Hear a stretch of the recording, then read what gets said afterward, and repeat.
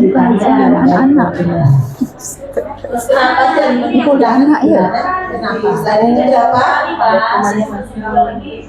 Ya, karena di tangan kita itu banyak berjuta kuman yang ada di tangan kita. Makanya kita harus membiasakan untuk mencuci tangan yang baik dan benar. Jadi mencuci tangan ada yang Seperti ibu BDA saja ya, jangan panjang-panjang ya, BDA saja ya. baik. Oh, Bisa kita lakukan bersama-sama dengan kakak-kakak kita. Ya, Bapak Ibu juga boleh. Ya, kita sama-sama Bapak Ibu. Lebu ban, tangan ban.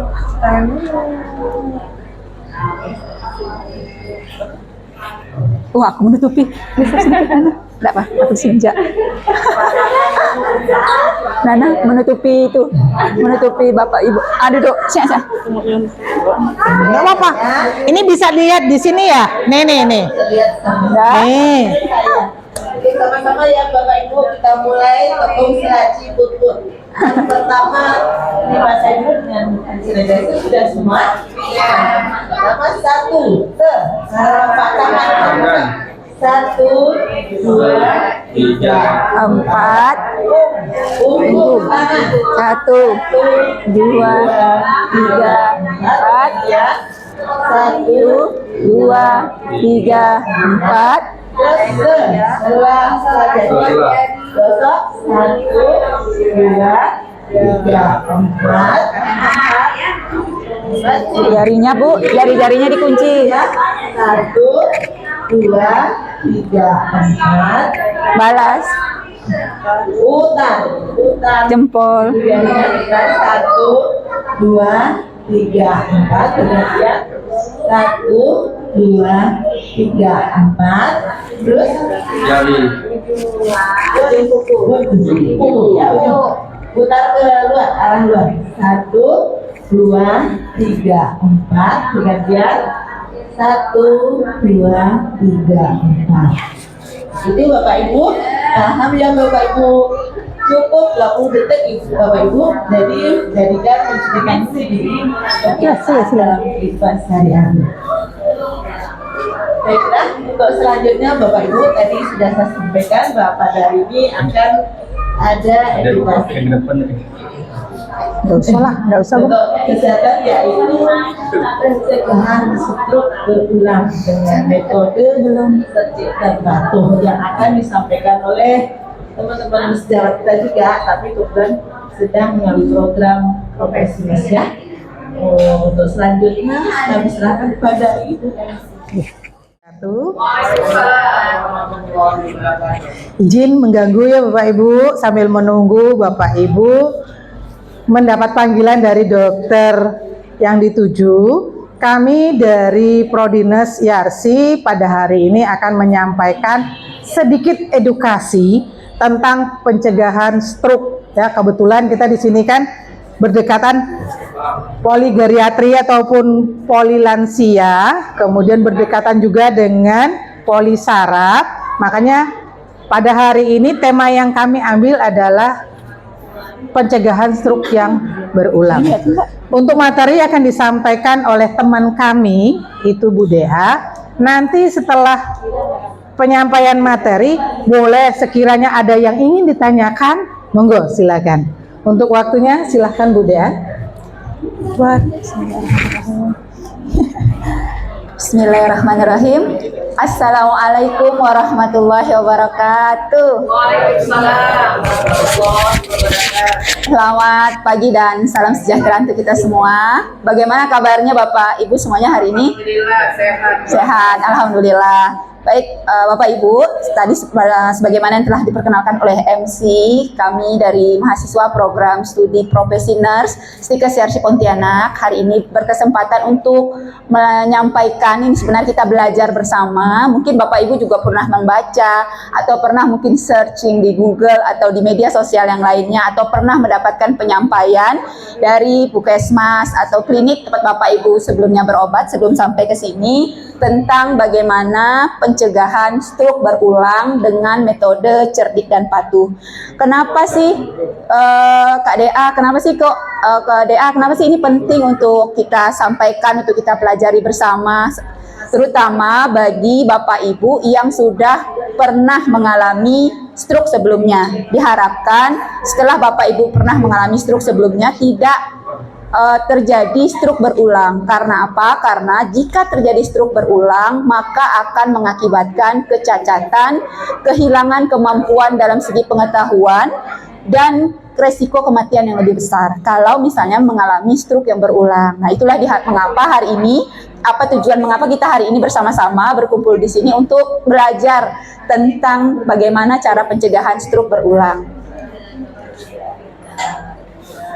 Nah, apa sih sebenarnya stroke? Mungkin Bapak Ibu udah tahu nih stroke tuh. Nah, jadi kalau dalam bahasa sederhananya, stroke merupakan keadaan kehilangan kemampuan fungsi otak akibat terganggunya aliran darah ke otak. Apakah itu bentuknya sumbatan atau bentuknya perdarahan. Nah, jadi stroke itu ada stroke yang tersumbat karena adanya penyumbatan di pembuluh darah, ada juga karena pecahnya pembuluh darah. Nah, nanti Bapak Ibu biasanya akan dijelaskan oleh dokter spesialis sarafnya. Apakah misalnya stroke yang Bapak Ibu alami itu karena penyumbatan pembuluh darahnya atau karena ada pecahnya pembuluh darah di otak. Nah, jadi seperti yang saya sampaikan tadi bahwa seseorang yang pernah mengalami stroke sebelumnya beresiko besar untuk mengalami stroke berulang. Karena apa? Karena stroke berulang ini akan mengakibatkan dampak yang lebih berat kepada orang yang pernah mengalami stroke. Mengakibatkan apa? Kecacatan, ya, menurunnya kemampuan kognitif. Kemampuan kognitif itu seperti apa? Kemampuan berpikir, ada yang sampai lupa ingatan, ada yang kemudian tidak mampu berpikir banyak, tidak mampu berkonsentrasi, gitu kan? Dan yang paling kita khawatirkan adalah mengakibatkan meningkatnya kasus untuk kematian. Apa sih penyebabnya? Kok bisa orang yang udah stroke-nya jadi berulang? Atau yang belum stroke bisa mendapatkan stroke kembali? Penyebabnya antara lain, yang pertama, enggan atau tidak mau mengendalikan tekanan darah, kolesterol, diabetes. Nah, ini biasanya diakibatkan karena apa? Karena sebagian besar pasien biasanya malas untuk kontrol ulang kembali ke vaskes. Apakah itu vaskes tingkat 1 di puskesmasnya atau kembali ke dokter saraf tempat rumah sakit di mana dia pernah berobat atau sakit. Misalnya kan biasanya Bapak Ibu yang pernah misalnya dirawat diminta untuk kembali untuk kontrol. Biasanya dengan berbagai alasan, misalnya tidak ada yang ngantar, misalnya anak-anak sibuk, atau misalnya tak puasa, atau misalnya ada alasan lain merasa udah nyaman, tidak usah lagi dikontrol. Terutama pada pasien-pasien seperti apa, misalnya pada pasien-pasien yang dengan hipertensi atau darah tinggi. Saya rasanya nyaman-nyaman aja, apa sih saya harus ke puskesmas lagi? Nggak usah ya lah. Nah, itu kan bahaya. Padahal yang dikhawatirkan dari stroke adalah stroke ini serangannya mendadak. Nggak bisa kita perkirakan, besok nih atau macam mana. Nah, begitu juga dengan tekanan darah. Tekanan darah yang kemudian tidak kita sadari, rupanya kita ini darahnya tinggi. Tapi kita ngerasa nyaman-nyaman aja, itu yang perlu kita khawatirkan. Sehingga Bapak Ibu diharapkan kita semuanya, apakah itu yang sehat atau yang sakit, rajin untuk melakukan kontrol terhadap tekanan darah. Apalagi bagi Bapak Ibu yang memang sudah punya riwayat darah tinggi atau hipertensi. Malas atau tidak mampu. Nah, kalau misalnya jauh, Bapak Ibu bisa misalnya kontrolnya kemana? Ke puskesmas atau ke vaskes tingkat 1-nya, dokter umum yang BPJS-nya. Atau malas, nah kalau Bapak Ibu punya rezeki lebih, mungkin boleh beli alat tensi sendiri di rumah, dipersilahkan ya. Misalnya tak puasa, tak ada yang ngantar, hanya sekedar nak tensi aku puskesmas lama, antrian panjang misalnya ya. Nah, boleh kalau ada rezeki bisa Bapak Ibu beli tensi sendiri di rumah ya. Kemudian yang kedua apa? Penyebab bisa terjadi stroke berulang, tidak mengkonsumsi obat secara teratur pada saat serangan stroke pertama. Nah, makanya Bapak Ibu, biasanya Bapak Ibu yang sudah pernah berobat, kan dibawakan surat-surat atau obat-obatan pulang. Nah, kadang tadi tuh malas, enggan, merasa udah nyaman, merasa udahlah, nggak usah. Atau misalnya anak-anak semua sibuk, nggak ada yang memperhatikan obat. Nah, ini juga salah satu penyebab bisa mengakibatkan terjadinya resiko untuk stroke berulang. Kemudian yang ketiga apa nih? Mengabaikan perubahan gaya hidup yang telah disarankan dokter. Biasanya pas balik dari rumah sakit, Bapak Ibu kan ada tuh nanti misalnya Pak dikasih misalnya edukasi atau pembelajaran tentang gizi, makanan apa yang harus dilakukan, bagaimana kontrolnya, kapan Bapak Ibu harus berobat. Nah ini yang kadang sering diabaikan karena merasa udah nyaman tadi ya. Bagaimana ciri-ciri stroke itu berulang, atau yang misalnya Bapak Ibu yang belum stroke tiba-tiba di rumah mengalami keadaan seperti ini, maka lebih baik segera dibawa ke pusat layanan kesehatan, baik itu ke puskesmas, baik itu ke UGD rumah sakit terdekat Pak ya, atau ke dokter spesialis saraf. Bagaimana ciri-cirinya seseorang yang mengalami stroke berulang? Nah, kita singkat dengan segera ke RS. Segera ke RS. Apa itu? Senyumnya mencong Bapak Ibu. Artinya tidak simetris antara bentuk bibir, biasanya nampak. Agak lain, agak mencong misalnya gini ya. Agak mencong. Saya susah mencontohkan bibir mencong. Pokoknya tidak simetris antara bibir kanan dan kiri kayak gitu, mencong. Nah, jadi itu senyum mencong atau berot. Yang kedua, bagaimana ciri-ciri seseorang yang mengalami stroke atau stroke berulang? Yang kedua adalah gerakan tubuh tiba-tiba tidak terkoordinasi, tidak bisa kita kontrol, ya misalnya seperti itu. Kemudian yang ketiga bicaranya pelo. Jadi kalau bicara itu karena bibirnya tadi udah miring, kemudian biasanya bicaranya jadi kaku, tidak jelas, kayak orang berkumur-kumur. Nah, itu adalah salah satu tanda dan gejala dari serangan stroke atau stroke berulang yang perlu dikhawatirkan. Kemudian apalagi kebas atau kelemahan pada satu sisi, ngerasa tidak berdaya, pokoknya kayak tidak mampu ngangkat sama sekali. Jadi di satu sisi, mau sisi yang kanan, sisi kiri, atau bisa ke empat organ tubuh kita yang tidak mampu, lemah, pokoknya kayak benar-benar tidak berdaya. Nah, ini juga menjadi salah satu hal yang harus diwaspadai ya. Kemudian apalagi rabun penglihatan secara tiba-tiba. Kok bisa rabun? Nah, karena biasanya tadi disampaikan di awal bahwa serangan stroke ini erat kaitannya dengan sistem persarapan. Juga di mata kita kan ada sistem persarapannya, bisa mengenai pada daerah mata, terutama pada pasien-pasien dengan hipertensi, darah tinggi. Ini juga bisa mengakibatkan rabun. Jadi jangan aneh ketika Bapak Ibu saya pergi tiba-tiba merasa kalau tekanan darah tinggi sekali, pandangan mata kayak pudar-pudar, kayak bersinar-sinar, kayak ada bintang-bintang yang banyak gitu ya, atau ngerasa pandangan semakin berkurang. Bisa jadi salah satu penyebabnya adalah karena tekanan darah yang tidak terkontrol atau terlalu tinggi. Dan yang kedua apa? Kolesterol juga bisa mengakibatkan tadi rabun tiba-tiba. Karena apa? Karena aliran darahnya tuh tersumbat, tidak lancar, termasuk ke pembuluh darah yang ada di bagian mata, mengakibatkan sebagian pasien atau Bapak Ibu mengalami apa? Mengalami rabun tiba-tiba ya. Kemudian sakit kepala atau pusing secara mendadak ya, sakit sekali kepalanya. Nah, bagaimana cara pencegahannya supaya yang belum stroke tidak stroke, yang sudah stroke tidak menjadi stroke-nya berulang? Nah, tadi dengan cara apa? Dengan cara menerapkan perilaku cerdik dan patuh. Apa sih perilaku cerdik dan patuh? Coba kita lihat sama-sama ya Bapak Ibu, atau Bapak Ibu mungkin pernah dengar sebelumnya. C. Yang pertama C, cek kesehatan secara berkala. Jadi, salah satu perilaku yang harus diterapkan supaya stroke tidak berulang, atau Bapak Ibu yang punya resiko untuk stroke, misalnya pada pasien-pasien resiko stroke, pasien seperti apa? Darah tinggi, ya, kemudian kolesterol, kencing manis, itu juga atau yang punya sakit jantung, itu juga beresiko terhadap serangan atau resiko terhadap terkena penyakit stroke. Makanya Bapak Ibu diharapkan untuk cek kesehatan secara berkala.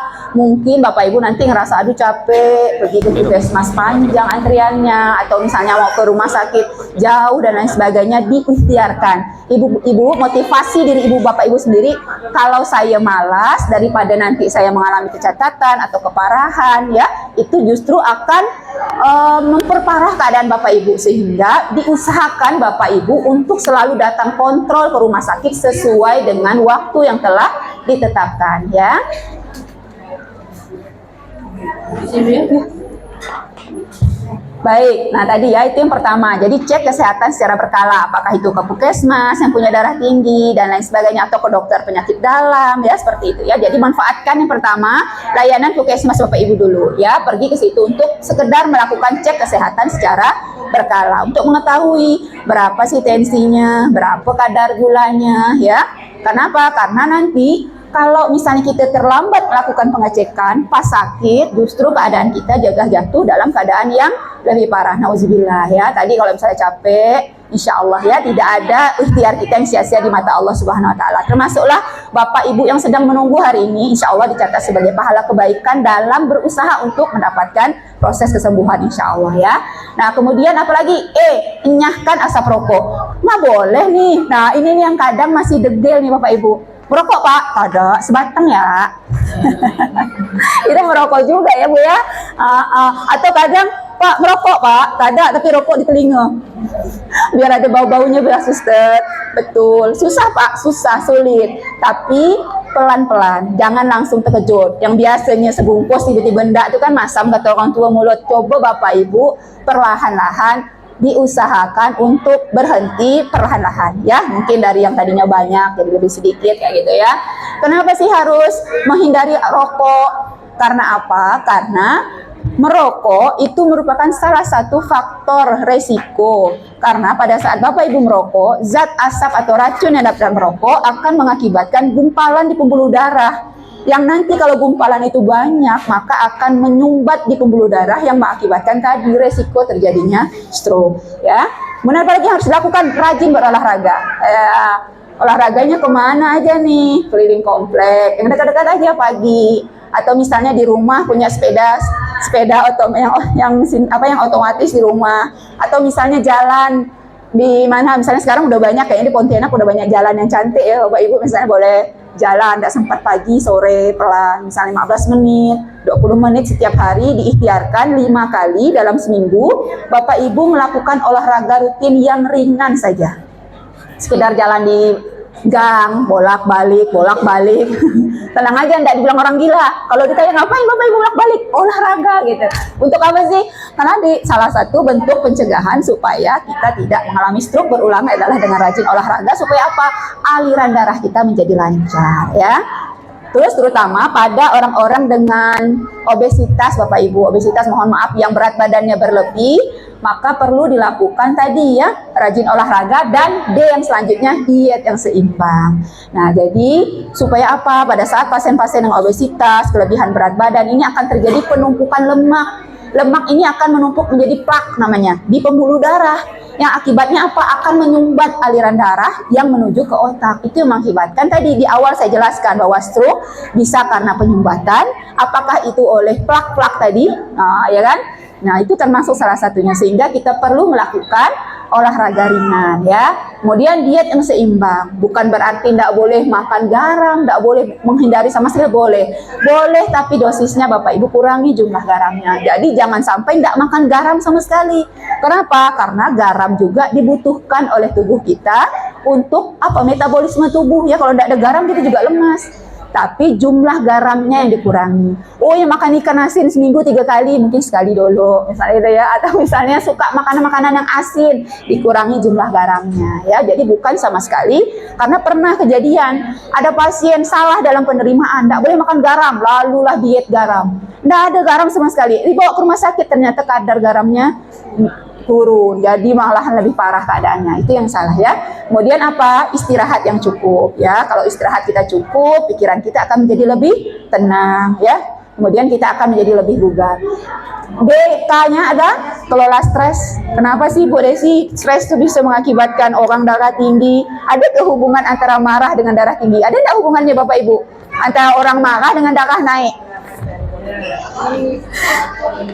Ada ya.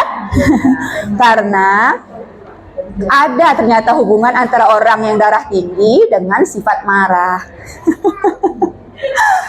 Karena pada saat kita marah, hormon endorfin, ada salah satu hormon di dalam tubuh kita itu mengalami peningkatan. Nah, peningkatan kadar hormon ini akan mengakibatkan tekanan darah di dalam tubuh kita tuh meningkat. Sehingga marah itu ada hubungannya dengan peningkatan tekanan darah. Makanya orang suka gurau, kau ini darah tinggi nggak bu? Marah kayak terus, gitu kan? Ternyata emang betul ada hubungannya antara orang yang suka marah dengan risiko terjadinya peningkatan tekanan darah. Nah, jadi gimana caranya kelola stresnya tadi bagaimana? Kalau kita misalnya seorang muslim atau bapak ibu yang juga dengan berbeda keyakinan, semakin mendekatkan diri kepada Allah, bersolat, berzikir, ya kan, memperbanyak doa, sehingga apa? Dengan itu diharapkan stresnya menurun, ya, seperti itu.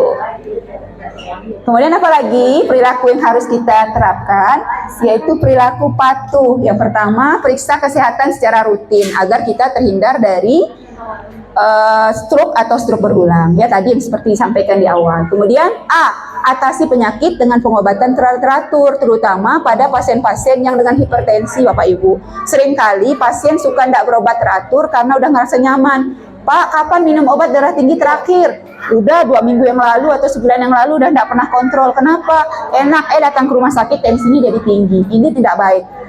Jadi gimana suster? Kita kan udah enak nih. Ngapain minum obat darah tinggi terus menerus gitu ya? Nah, nanti Bapak Ibu yang boleh dan berhak untuk memutus kapan Bapak Ibu dosisnya tetap 10 mg atau 5 mg atau tidak minum obat sama sekali adalah dokter tempat pelayanan Bapak Ibu berkunjung. Jadi jangan memutuskan dosis obat secara pribadi, justru itu akan berbahaya ya. Maka itu yang diharapkan tadi, mengatasi penyakit dengan pengobatan secara teratur. T-nya apa? Tetap diet dengan gizi seimbang.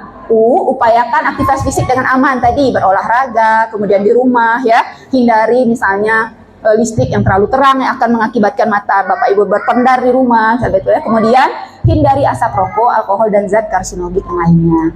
Nah, itu yang dapat kami sampaikan terkait dengan bagaimana upaya pencegahan terjadinya stroke dan stroke berulang bagi Bapak Ibu yang sudah pernah mengalami stroke. Sampai di sini saya kembalikan kepada MC. Mencegah stroke berulang. Yang pertama tadi dengan cara cerdik. Kemudian cara yang kedua dengan patuh. Jadi ada cara bagaimana kita mencegah supaya stroke itu tidak dapat berulang. Ya. Salah satu yang paling penting yang saat ini Bapak Ibu lakukan adalah dengan cara konsultasi ya, konsul ke dokter saraf. Jadi obat-obatnya, kemudian kondisi Bapak akan dipantau. Baik Bapak Ibu, ada yang ingin kita diskusikan atau yang ingin Bapak Ibu tanyakan terkait dengan, ya silakan Bapak. Udah,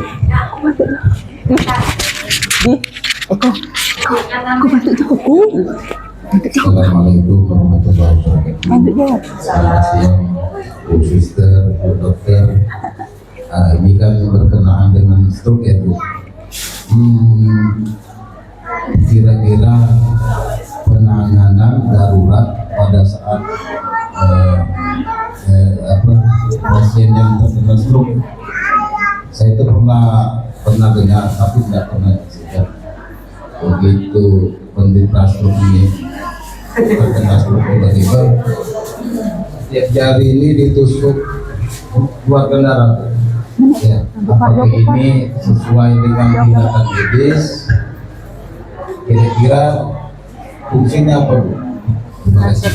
Baik, terima kasih, bagus sekali pertanyaannya ya. Karena itu yang paling sering terjadi, paling sering kita dengar informasi dari luar. Saya ingin menanggapi. Jadi begitu terkena stroke, ya mungkin mencong ya, ataupun tiba-tiba nggak sadar, kemudian, aduh, kok lemes nih tangan saya nih, nggak bisa bergerak nih, nggak bisa. Nah, tadi yang disampaikan mentusuk jari ya, mengeluarkan darah. Jangan ya Bapak Ibu ya, saya sarankan jangan. Karena apa? Yang kita tusuk menggunakan jarum belum tentu steril jarumnya. Kami petugas kesehatan saja harus mensterilkan alat ketika akan menyentuh pembuluh darah Bapak Ibu semua. Jarum juga harus steril, disposable namanya. Sekali pakai, nggak boleh reuse, nggak boleh diulang. Apalagi ini pakai jarum jahit cuk-cuk-cuk karena pengen ngeluarin darahnya yang tadi kotor, yang tadi apa ya. Jangan ya Bapak Ibu ya. Nanti struknya belum sembuh, tambah lagi apa Bapak Ibu bisa? Tetanus ya. Jadi yang paling tepat ketika mengalami serangan, tadinya entah di jalan atau apa, cepat diamankan ya, jangan di daerah yang kira-kira membahayakan. Kemudian kalau yang paling sering di WC ya, nah paling sering di WC Bu, jadi ya tiba-tiba jatuh, ya sudah keluarkan, jangan sampai telungkep sendiri ke dalam bak mandi ataupun mandi di parit, tiba-tiba nyungsep ke dalam, berarti harus diamankan. Kemudian segera ke layanan kesehatan. Supaya apa? Golden time-nya, waktunya itu semakin cepat kita mendapat pengobatan. Yang terjadi biasanya apa? Dipijit dulu, ya. Kemudian ya gimana caranya supaya bisa pulih? Segeralah ke fasilitas kesehatan. Insya Allah kalau cepat penanganannya, pulihnya juga bisa lebih cepat. Mungkin ada teman-teman yang ingin nambahkan? Baik. Gimana Pak? Ya. Saya tadi itu tindakan darurat pertama. Tindakan darurat. Kan kadang-kadang tenaga medis kalau di kampung itu seperti Polindes atau segala macam. Karena kan saya pernah juga di kesehatan. Tenaga medis ini kan di Polindes itu kadang-kadang nggak standby juga Bu. Dan segala macam. Jadi tindakan darurat pertama dari pasien ini jaraknya tahu. Kita mau ke rumah sakit bukan dari sekolah. Jadi maksud saya itu tindakan darurat pertama itu. Kira-kira apa dari segi medis itu? Nah, tindakan darurat. Salah satunya nih ya, salah satunya tadi kan sudah saya sebut kalau seandainya memang bisa cepat ke rumah sakit. Kemudian kalau yang sekiranya tempat lingkungannya membahayakan berarti diamankan dulu. Kemudian kalau ini dari segi pasien itu sendiri, kalau dia ada gigi palsu segera keluarkan. Karena biasanya orang itu kan kejang. Nah, begitu kejang gigi palsunya itu akan tertelan biasanya, itu yang dikhawatirkan. Kemudian kalau dia struknya yang kuat itu memang biasa kejang, jangan masukkan jari. Tapi pakailah mungkin sendok, ya pokoknya jangan jari karena terkadang itu akan menggigit. Nah, itu menggigit membahayakan. Berarti amankan jalan nafas. Kemudian jangan ditelentangkan. Itu kondisi gawat darurat. Kalau dia muntah, itu masuk lagi ke pernafasan. Tapi miringkanlah. Itu tindakan gawat daruratnya seperti itu Pak. Jadi miringkan supaya apa? Dia liurnya, muntahannya itu tidak masuk lagi ke pernapasan. Jadi akan keluar. Silakan Bu Dia.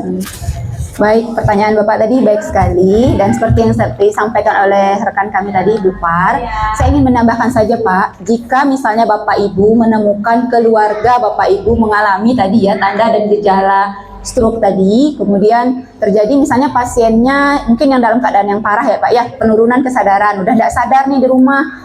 Bapak Ibu tidak tahu nih apakah pasien ini penurunan karena stroke atau karena penyakit jantung atau penyakit yang lainnya.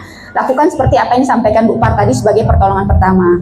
Namun kalau misalnya pasiennya memang sudah pernah stroke, kemudian dia mengalami stroke berulang, Bapak Ibu untuk setiap penyakit itu ada golden time namanya. Jadi ada waktu emas penanganan kegawat daruratannya. Kalau untuk pasien stroke sendiri waktunya 4,5 jam dari serangan stroke pertama.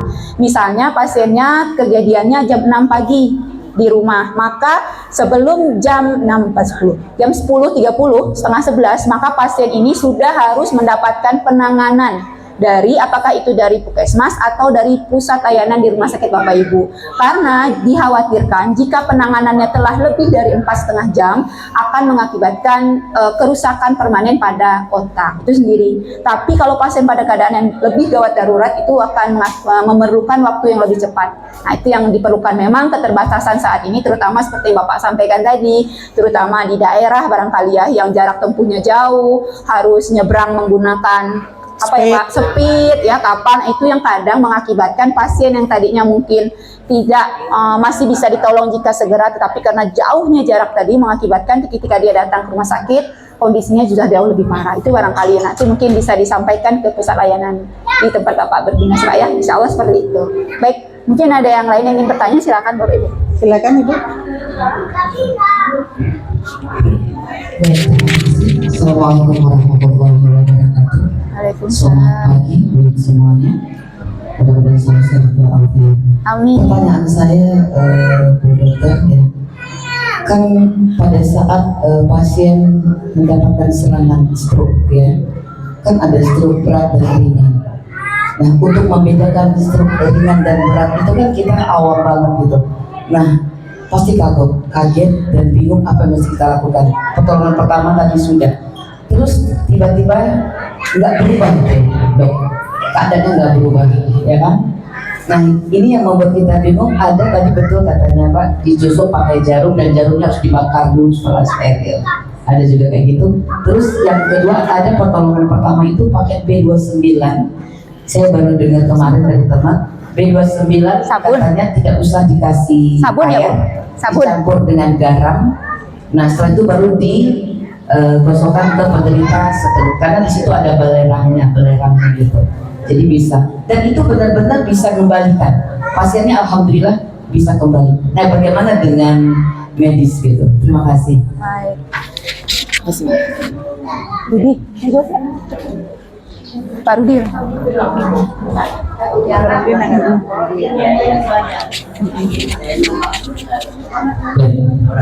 Terima kasih Bu atas pertanyaan yang disampaikan. Memang kalau untuk di dunia medis itu yang dikatakan stroke ya, memang ada beberapa yang menyebutkan, ada yang menyebutkan kata ada stroke ringan, ada stroke berat ya Bu ya. Tetapi kita tidak menilai dalam suatu kayak diagnosis stroke ringan atau stroke berat. Tetapi di dunia medis itu membedakan dua, stroke karena penyumbatan pembuluh darah atau stroke karena pecah pembuluh darah. Nah, kalau ringan ataupun beratnya itu berdasarkan kondisi pasiennya. Misalkan contoh, pasien mengalami stroke tetapi dia tidak ada penurunan kesadaran. Pasiennya mungkin kayak tadi mulutnya perot, Belo. kemudian bicaranya pelo, tapi tidak ada penurunan kesadaran. Nah, itu dikatakan masih kondisi masih baik ya, masih keadaan umum masih baik. Tetapi jika pasiennya contoh setelah terkena stroke, pasiennya tidak sadarkan diri, Ngorok. terus suaranya mengorok. Nah, pasiennya kadang bisa sampai kepada kondisi nafasnya berhenti Bu. Nah, itu jatuh pada kondisi yang berat. Nah, seperti itu. Nah, kalau kondisi berat memang tadi seperti disampaikan oleh Ibu Pariyati, yaitu salah satunya dengan pertama, kita kalau kondisi pasien tidak sadar itu adalah membebaskan jalan nafas. Artinya jangan sampai nafasnya itu tersumbat. Ya, yang paling sering pada pasien yang mengalami penurunan kesadaran itu tuh air liur yang banyak Bu. Sehingga posisi yang terbaik adalah tadi posisi miring. Miring bisa ke kanan, bisa miring ke kiri, sehingga apa? Jangan sampai tersumbat. Nah, kemudian jangan buru-buru pasien itu ketika tidak sadar diberikan air putih. Nah, karena apa? Kondisi pasien yang tidak sadar cepat-cepat diberi air putih, itu kan dia tidak mampu menelan dengan baik. Nah, sehingga apa? Yang harusnya masuk ke dalam saluran makanan, air itu, tapi dia masuk ke saluran nafas. Sehingga tersumbatlah jalan nafasnya yang menyebabkan dia menjadi berhenti nafasnya. Nah, kemudian selanjutnya, itu yang tadi aku sampaikan ada menggunakan belerang ya, sabun, nah Sabun, seperti ya. itu. Memang ada beberapa mitos-mitos Ibu ya seputar penyakit stroke itu sendiri. Ada yang kayak tadi dicucuk-cucuk, kemudian ini yang menggunakan belerang. Nah, untuk itu kalau secara medis kami belum menemukan penelitiannya Bu, penelitiannya belum terbukti secara ilmiah seperti itu. Yang terbukti secara ilmiah untuk mengobati stroke itu adalah yang pertama adalah penanganan dengan pemberian obat-obatan untuk pengencer darah pada pasien yang mengalami stroke penyumbatan. Nah, kemudian jika pasien itu mengalami stroke perdarahan, maka harus diberikan obat-obatan seperti contohnya obat piracetam, kemudian sitikolin, nah, dan juga obat anti perdarahan.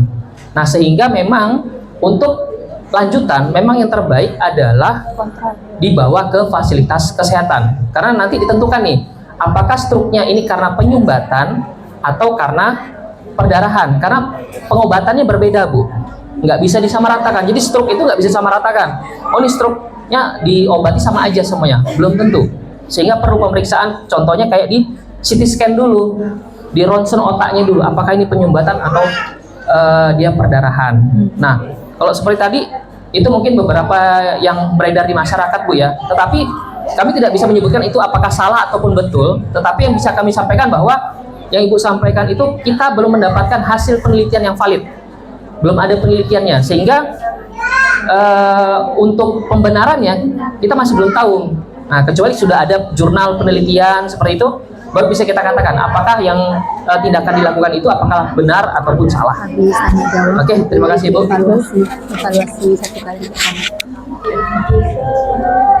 Baik, bagaimana Bu dengan penjelasan? Ya, Insya Allah. Nah, jadi seperti Ibu sampaikan tadi, bagus sekali ya pertanyaannya, sehingga memang apa yang terpenting dilakukan sebelum terjadi keparahan, maka tadi dengan melakukan teknik patuh.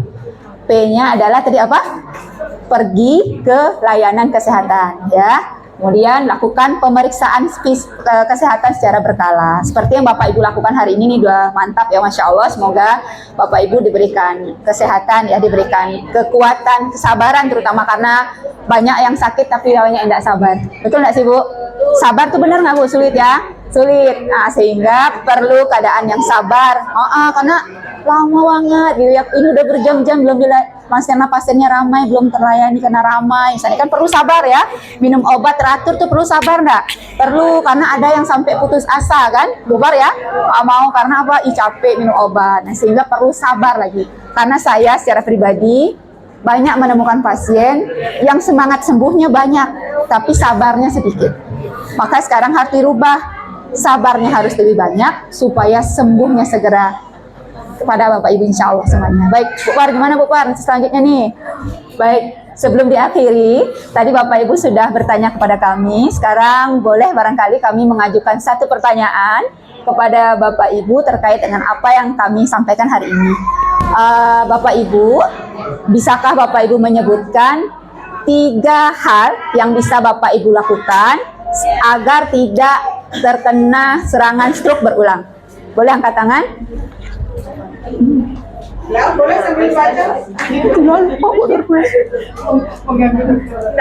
Dok, maaf. Nah, ada yang bisa Bapak Ibu sebutkan? Bagaimana tadi cara pencegahan stroke dengan perilaku cerdik dan patuh? Apa saja yang bisa dilakukan? Ada yang bisa menyebutkan satu-satu orang satu barangkali Bapak Ibu? Bapak, apa Pak yang harus dilakukan Pak? Ini Pak, cerdik tadi Pak. Apa Pak? Harus? Cek kesehatan secara berkala. Oke, kalau Ibu Bu, yang kedua apa Bu yang harus dilakukan? Ingatkan rokoknya Dilarang merokok. Bapak, sekali lagi Pak, apa Pak? R-nya Pak? Diet seimbang. Bapak satu lagi dong Pak, supaya kita yang iya Bapak. Istirahat yang cukup. Baik, tepuk tangan dulu untuk kita semuanya, hebat sekali ya. Baik, silakan Bu Par, tutup Bu Par. Terima kasih antusias dari Bapak Ibu semua. Semoga apa yang kami sampaikan hari ini bisa bermanfaat untuk Bapak Ibu semua. Sehat selalu, jaga kesehatan. Sebentar lagi mau Ramadan. Betul. Lahir dan batin. Oke. Baik Bapak Ibu, kami akhiri. Wabillahi taufiq wal hidayah. Wassalamualaikum warahmatullahi wabarakatuh. Waalaikumsalam warahmatullahi wabarakatuh.